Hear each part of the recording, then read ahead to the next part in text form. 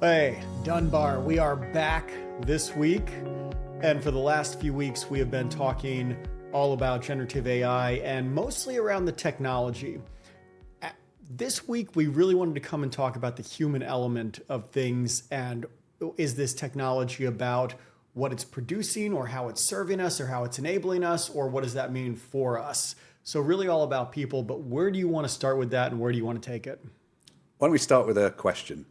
I'm seeing a lot around the idea of AI agents at the moment. People are using, at its simplest level, chatbots in various forms to serve customers. But my question for you is, do you think we're designing these digital agents to really serve people or just to funnel them? I feel like right now, since everything is so wrapped up in the technology, it's really about how is the technology enabling people to do more business. So I don't think it's about serving people, which would be nice, because I think there's an element of serving people which is about helping someone be a better person. But instead of that, it feels like all the conversation is around this technology is all about enabling people, but just to do more in their jobs. And I think that's, again, what we've been talking about in the last few weeks, where it's just about efficiency and more and do this. And if we want to come back to serving people or thinking about how we serve people, and that could be across a customer journey, that could be for my own purposes, I think we can explore both. But that's where I'd be interested in take the conversation today. Yeah, okay. For me, I think I see a lot around the idea of automation is the holy grail that everybody's chasing. How can we streamline things? How can we speed it up? How can we reduce bottom line? I don't think we necessarily always see the focus on how do we add more value? How do we improve things? So one of the obvious things for me is when we start to automate and when we start to use AI or any digital solution, forget AI, when we use any digital solution to engage with a customer or a person, I think we need to be mindful that the aim is to reduce friction. And the aim is not to push the friction onto the user just because it's easy for us because we've got technology which lets us do this. I think there's a very real risk that chatbots in particular do that, and in the same way that voice answer systems did it before them. I think where you're going down is an easy route to go down. And I'm going to back up to something you said and dig into that, because I think that's a more interesting one for me, which is how do, whether that's agents or whatever the technology is, add value. And what do we mean by value? Because you and I might not see eye to eye on what value is. And there's so many times, like we said at the beginning of this, we talked about value in terms of efficiency. If we get away from that, what does value really mean for what this can bring us? Yeah, okay. So I think my principle at the heart of this is around when I'm using any digital solution and when I'm providing any digital solution to a customer, somebody else, the objective should be to help them achieve their goal in the easiest and most delightful way possible. Now, obviously, I've got a vested interest. If I'm a brand, I'm a business, and I'm offering a solution for them to engage with. But my ultimate first goal has to make it as easy as possible and as delightful as possible. If I make it as easy and delightful as possible for me, then I'll probably still achieve my goal, but less people will engage. So I think differentiation really here comes down to how can you help people in the most convenient way, to use your word? How can you help people in the most convenient way for them? And my goals will be achieved along the way. All right, so I'm gonna keep swerving us because I like what you said about the convenience part, right? And so all of us, again, I think that goes back to the efficiency, and that goes. So yes, the value in terms of me spending money and me being a consumer is all about convenience. In the last couple of weeks, we've sort of had this conversation on value, where like a value outside of business, right? And so like that's what starts to become interesting to me is you have all these agents that are running around doing things, and what I'll try to see how I get to this, and I might come to this in a roundabout way. So we have agents that are all about doing things, right? And you talked about a moment ago, automation, or you talked about removing friction, or you talked about all these things. We keep having these ideas that agents can do these tasks for us. Mm-hmm. Where I was thinking about taking this at the beginning with the human side is if agents start to do all these things for us, do we need to spend more time on how we work with each other, right? Is the value then about how we are connecting as individuals or what that means? And we talked about this last week with building communities, and the fact that you have all this new technology that is taking away all these tasks, and now you can, have value around how you connect to people outside of digital mediums. But I just wonder if there's something there. Yeah, and I think we need to be careful that we don't lose sight of the idea of a human at either end of the interaction. Yeah, I think it's very easy to do that when you're interacting with a brand. You kind of think, well, I'm talking to Nike, or I'm talking to Volvo if I'm looking at a car. I think the danger is when you take away the human element on one side, it becomes, well, I'm just interfacing with a computer, and computers can sometimes help me. They can sometimes be quite frustrating. So I think the move back to the idea of actually, and I still strongly believe this, people buy from people is a very smart one. It's a very strong way to differentiate. And the bit in the middle, the interactions, the engagement, the tools that we put in the middle are just that. They're pieces in the middle. So I think at the heart of where I'm going with this is it comes down to looking at your user journey and how do you optimize your user journey to achieve the user's goals. Okay, so where I love that and where I'm going to bounce off with that. If you take any journey, and let's say that journey could be internal to a company about how teams are working together. That could be between a brand or a product and a user or customer, whatever you want to say. You have all these different journeys. All the conversations that I have with clients right now is about the technology enabling those journeys, and the change management about inside organizations is about how do we apply this technology so people can use it. For me, a missing element is what you just said. People buy from people, or teams are people who are working together with people. Yeah. I think within change management of what we are doing with AI or generative AI or any technology, we tend to get too wrapped up in the technology itself, and we miss the fact that, like, me and you need to work together using this technology. I think there is a massive opening, whether you want to call that about brands educating the way that humans sell to humans, whether that is about internal company change, about how we run teams. For me, with the change management part, with what all this technology does, there is a massive missing element of helping educate people about how to reconnect with people. Take it from there. Yeah, okay. That's where I wanted to get to. No, that's a good position. Do you know what? While you're talking, I can't help thinking about the sort of standard old school sales techniques of sell me a pen. And the first rule of sales is we don't sell just by talking at people. You start selling by listening to people. Yeah, asking what you want. Yeah, what are your needs at the moment? And I think we lose sight of that. I've got a suspicion, although I'm not quite there yet, I've got a suspicion the more we go down this agentic route and the more we go down this automated route, we're in the danger of just talking at people without necessarily listening very effectively. And why I say that is I was struck yesterday when I was sitting on a panel as a mentor for one of the local AI communities here, Decoding Data Science, and listening to people talk about their products and demo their products. And some of them were interfacing with voice interfaces and some of them were interfacing with chat. And I couldn't help thinking it felt like technology demonstrated for technology's sake at times. Now, these are brilliant people. They're young, upcoming entrepreneurs, and they've got some great ideas. But I think we can lose sight of the people in this at the end of the day. And I think if we can find ways to better listen and to better hear what people are trying to achieve, we'll get better results.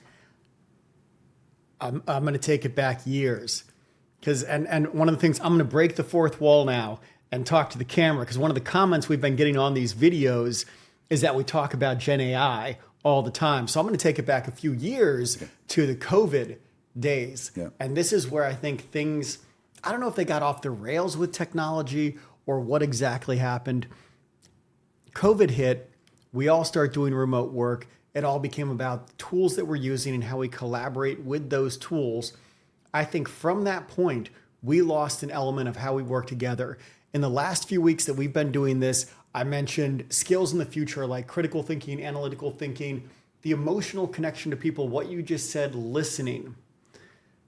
Back going to COVID, I think it became about point. Like everybody went to remote work. It became about task. And so it became about the technology. And now we get AI and it's still about the technology, right? And we're just hitting the technology part. What I mentioned a moment ago, I think we're missing that companies, there is a massive part of change where companies can build these skills around EQ, around empathy, around listening.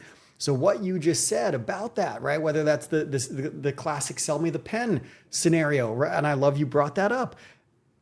Like, are you in the market for a pen? What type of pen do you use? How do you write? When do you write? All those things. We go back to COVID and it became about, okay, let's everybody go around the screen and say what you're working on and what you're doing. And it became about talking at the person. I feel like that was the first part of the degradation where technology was hurting us more than helping us. And now we come to the Gen AI part and it's like, how are we more efficient? How are we better? And we forgot to say, like, how am I working together with you better? If I look right back at this last week of work, it's been a tough week at work. I sat down with some coworkers on Friday to have like an actual conversation to say, we feel like we're missing each other on some of these things. Like, what's going on? And we recognized, again, we're going back to using all these collaborative tools. And we were using them in different ways that we weren't really cognizant of until we sat down and talked about it. But that moment of sitting down and talking about whether it was AI or the remote tools that we're using, that was something we had to remind ourselves to do. Okay. And that to me is like a change element we're missing. Yeah, it makes sense. I think the COVID era is a really nice frame for some of this conversation. I was very lucky at the time to be leading a team in Europe, and we invested quite a lot of time both with clients. We used to do a lot of face-to-face time with clients, and we used to do a lot of face-to-face time in the office and build time with teams. So when we had COVID hit, it was a big shift in terms of paradigms of working, paradigms of communication. And what I found was, and what really taught me this is not a tick box exercise. This is not a fire once your problem is solved and move on.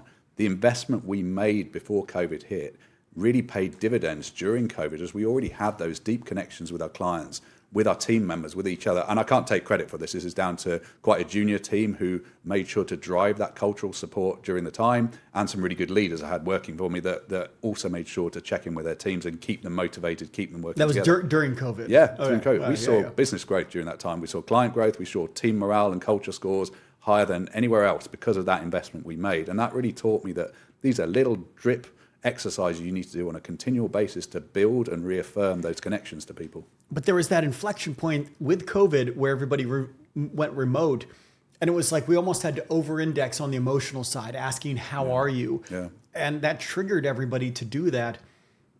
With AI tools, like you're not going to find a bigger fan of remote work than me, right? I love remote work. At the same time, in the last week, it hit me so hard where I was like, my God, if we just had a whiteboard, we could solve this together in an hour. Yeah. Instead, working asynchronously and going back and forth, it's taking us 2 days or 3 days to solve something. And everybody's getting frustrated because you'll work on it for 4 hours. You'll think you've invested your time. Then you come back to me and say, look what I did. And I'm like, but none of that's right. And now you're frustrated. Yeah. I'm frustrated. And again, it's like we're using these great remote tools and everyone got frustrated. And so we bring that forward now and we're using these great AI tools, but there is still that lack of like the listening part or the moment of empathy that somebody else is trying their best and you're just whiffing each other because you're not taking that moment to say, what do you really need? What do you need from me? What do you need from the team? Teams get so stuck on that efficiency part that we talked about, rather than that automation, that do more, do things quicker, produce more output. And then you just forget to say like, how you doing? Yeah. And I'm bad at this one. Like I'll kick right into things and be like, let's get right down to it. So I have to remind myself, but it's like having this conversation now is making me think, damn, okay, there's a lot of things I need to probably do next week when I get back to working with the team. But it's these water cooler moments, as we call it. I think they're really important, not to solve problems then and there. I think that's a very, going back to a hot topic at the moment, it's a very dopamine chasing system one thinking, I've got a problem, give me the answer now. We're not transactional like that as humans, and we need to make structured time to dig into system two thinking, to focus, and we do it better with people. So I think I am a fan of being in the office, but I don't think it's a full-time thing. I don't think this is a big topic on its own, but I like us having regular rhythms where we work together and regular rhythms where we have focus time to really get chance to not be distracted, to dig into things. And those little serendipitous moments that we have when we're working together, talking to people, inspire us to areas that we might not have got. And I don't think you can replicate that easily with AI. No. I think people are talking about using AI as that ability to bounce things off and become like a coach and all of this. And there's something to that. But there's also something just about knowing that I'm talking to an actual person with emotions that may have ups and downs. And just there's something, serendipitous is the word that we've used previously. Oh man, where did I just want to tick this? So we get into all these moments. We talked about listening. We talked about AI bringing us efficiency. Last week when we talked, we went over a couple books on coaching. I have found those, and I went back to some of those yesterday, Friday. So today is Saturday. I went back to some of those, and now having this conversation is just making me think how important books like that or the idea of coaching is, right? Where I'm asking questions to somebody over what you just said. We get so quick about again, with the AI topic, I got this, I can do it quicker. I got this, let me crank it out, right? Versus you have this, how would you solve this? How do you think we could go about solving this? What do you think the real challenge is for you at the moment, and actually asking questions versus just trying to solve things? And I think we're so much with AI into just solving, we forgot the part about whether that's coaching or just listening. But that's a great system two example of how you can actually not just chase an answer, how you can, because the right answer isn't necessarily the first answer. How do you get to a point where you interrogate and pull apart your initial thinking to make sure you refine it further? And people are brilliant at doing this because they'll bring things that you never thought of from their own context, their own experiences. But you can take a similar, I won't say the same, you can take a similar approach with AI. So when you're talking to a large language model, you can actually ask it to pull apart what I think is the answer. Tell me what's wrong with this. Tell me what's missing. And do the same thing to what it's given you in return. Say, right, what you've just told me, I think it's rubbish because of this, and see what comes up with. There's nice ways of interrogating. How you just described that, I don't necessarily think of using AI in that way. I love that you brought it up because it is an idea of helping people understand how to use this technology to whether that's better themselves or better an output or a set of teamwork. I remember a conversation with a friend of mine who is mentoring at the high school that we both went, which was in a pretty rough neighborhood. And we were talking about how you have everything available on the internet now. Like you can learn anything.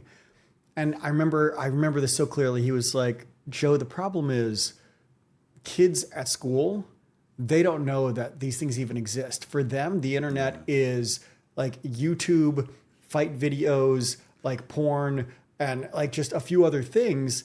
They don't know that this world exists. And that made me think about the AI topic that you just brought up. I would not have thought about using AI in that way, even though I use it every single day, right? I use ChatGPT and Gemini every single day.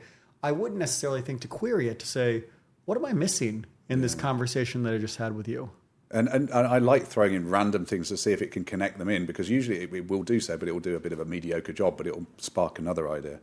So I want to lead on to another question. Okay, go for it. Yeah, I know we have a lot, and then we totally went off. So it was great, though. But I think I'll set it up first. So right. I think one of the things I'm finding at the moment is that when I search for things on Google or equally in a large language model in ChatGPT, I quite often find things which are outdated. And this is very interesting to me, that I might find instructions for a piece of software online, and it might tell me I want to do this, and it will give me a set of instructions, and I go to the software and find out it's already out of date because they're onto versions four beyond where I was, and the things they say where they are, they're no longer there. This is what you talked about, again, it was last week or the week before, where it's like with how they package these models, some of the information already is out of date, and if you're using whatever software or sports games or anything that requires real-time information, may not necessarily be there yet. But it's the same as when you search on Google or search on Reddit or wherever else for human-entered answers, because quite often people have the same problem. They'll post an answer, but that answer might be a year old or 2 years old, and things have moved on. So we're finding that there is a lot of information on the internet that we have at our fingertips now, but there's a good chunk of it is wrong or out of date or not accurate anymore. So it's starting to make me think about, given these are our repositories for powering our digital tools, how do we ensure truth, which is something we touched on last time, Yep, but yep. also how does it evolve the conversations we have with these digital tools, these agents, and what does a good conversation look like, do you think? Pull that apart, because you just talked about the conversation with agents. So are you going down like, how do I have a good conversation with an agent on a topic? Or is it about how do I get timely information, or how do I get information that is diverse from my own thought? Because you just mentioned, the truth element, which has been a 10-year conversation for me, myself and some friends. And we talk about this coming from different countries. What does truth mean in your country? Which I always look at that as that's fact plus cultural lens is what becomes truth. So in that case, where do you want to take that conversation? Yeah, so I think where I'm going at it for this is typically when you talk to a business-oriented agent, let's keep it there because we could go quite broad, but an agent that's representing a brand or a business, the difference between something like that is when I talk to you, for example, and you're representing your company, I know that I'm talking to a human who will think about what I'm saying, hopefully, reflect on it, and will modify their answers according to your subjective experience. Now, an agent doesn't have subjective experience. All it has is a big collection of data from which it's drawing answers, some of which is online, which we know is sometimes inaccurate, some of which is specific to the business, which you'd hope isn't inaccurate and is on brand, it's got the right tone of voice. So how can you ensure, given that mix and that lack of subjective experience, the engagement and the experience I have talking to the bot reflects the brand accurately and in the way you'd like it to? I'll give you two answers on this. Okay, so you're talking to an agent. How do you go about modeling or creating a somewhat subjective experience that aligns with the person talking and the brand that is being presented? Okay. The easy answer, I think, is the data that you use to build the RAG layer or the context layer. You know data about me if you've had either previous conversations with me as a company or a brand. You know maybe what is stored in cookies or whatever information that you have about me from my digital footprint. So you merge that with whatever sort of context layer that the brand has created, and then you have this conversation where both of these sort of raw brains then have context layers that can then come together in a conversation that feels a little bit more human. I think that's the easy way to frame the answer. Where this becomes more interesting for me is how do you have an agent that can dynamically shift based on the tone of the conversation? And the way that I'll frame this is like a level 1, 2, 3 listening. Like level 1 would be the phone tree, right? It's like there is information being exchanged. You ask a question, I listen, I go for it. Level 2 is more like I'm talking to a person and they may hear there's frustration in my voice. They may shift their voice from being, like giving facts to a little bit more softer and empathetic. I understand. I'm really sorry you're frustrated about all of this, right? For customer support. And then level 3 could be, a little bit more, you could take in the larger context of maybe additional calls, additional information if you know about that user's past. That is interesting about how you train agents to dynamically shift based on the context that is being perceived by the conversation it is having with the human. Does that make sense? It does. I think we're getting close to a good argument here, though. Okay. Because I think we've got some disagreement here. We do, and we've talked about this before. So you can start it, and this is we'll go on this for like 5 minutes, and then we'll wrap up. Yeah, that sounds good. All right. So I think there's 3 key takeaways that a good agent that's engaging with a person needs to have. I think from an emotional point of view, that interaction has to feel easy. The user has to come away feeling satisfied, and I think they need to come away feeling respected. And my challenge, or the bit I struggle with at the moment, is I think we're trying to run before we can walk because we're not very good at this. And we're building off the learnings and the mechanics of phone trees that we just talked about. So we're building chatbots that work in a similar way to phone trees. And phone trees are one of the most annoying, irritating things in my life at the moment. Oh, for everybody, right? Nobody likes them. So okay, go. Okay. So I think what I'd say is that I'm really starting to come away from the idea of building chatty bots. I don't want to interact with a bot that's going to pretend to be my friend and pretend to be emotionally connected to me and talk to me in a friendly way. I'd much rather have a neutral tone bot that is there to be functional, interactive, and make my life as quick and easy as possible. Don't give me a paragraph of text. Give me the chance to do what I want to do and give me a route around that to a human if I need it. Let me split that, because we were talking a lot about customer support. Yep. And I agree, when I know I'm talking to a bot, I absolutely hate when it says like, I'm sorry, that must be frustrating. And you're like, oh my God, fuck off. You're not a real person. Yeah. I know you're not being sympathetic with me. You're just trained on that. It's not authentic. No. But if I switch it over to something like a therapeutic bot, or, whether that's a meditation bot or whatever that is, whether that is, depending on where you want to go, like a girlfriend, boyfriend, partner bot, I could see that I want a different tone and a different way of interacting with it.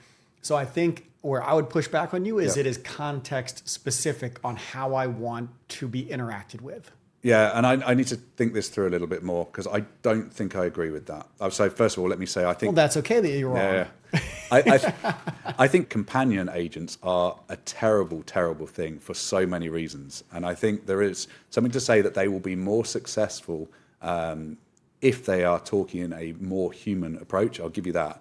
But I think unless you've got a situation where somebody literally has no opportunity for human contact, I think this fake human contact, this mirror of yourself, which is what they inevitably end up being, is actually quite dangerous and ultimately unsatisfying. And I definitely don't want to see that in a corporate brand interaction. I think you're probably spot on, and I think I agree with you. At the same time, I don't think it matters. Yeah, okay. Right? And this is my argument for so many things, where people are like, yeah, but like TikTok is bad and Facebook is bad and all these things are bad because it's about the dopamine hit. And I'm like, hey, yeah, it's what's happening, right? Like, so it's not like it's good or it's bad. It's just like, this is what exists. I think it's the same thing. Like, why do you see so many issues with like the current access to pornography, right? It's like, it's easy access. It's a massive dopamine hit. And I think it's the same thing when you come to like partner relationship bots. I agree. It is super, super convenient. Easy. Yes. Convenient. And that makes like real life relationships. And this is how we can tie it and end it. Pain in the ass. This is how we can tie it and end it up. The part of technology that we are failing at is how do we continue to connect as people, right? We talked about that 20 minutes ago at the beginning, that we are focused on the technology and using the technology to achieve outcomes, not about how the technology enables us to reconnect as people. Yeah. So we're missing that change element when we get technology about how do we continue to have empathy or listening with any of that. And then you come to that aspect of why are relationship agents easier? It's for all those reasons. We are missing the opportunity to say, how do we bring back the emotional connection to people and the human part? And so that's our full circle for this episode. I really like that. But do you want to get the last line to close us out? I'll do it very short. Okay. So I think my issue with this, because I really liked your last time, and I think you're bang on. How do we connect people to people? When we don't, I think it's a bit like fast food, that we know we can go into McDonald's or Burger King or whatever and get a quick meal, and it's quick and it's easy and it sort of hits the spot. But we know it's not as good as going home and having a proper home-cooked meal which targets the nutrition that we're looking for. Does it achieve the same outcome? I would argue it doesn't, and that's where it comes from. It doesn't. And I think we can dig into that in the future. But I will see you again next week, hopefully. Sounds good. Cool.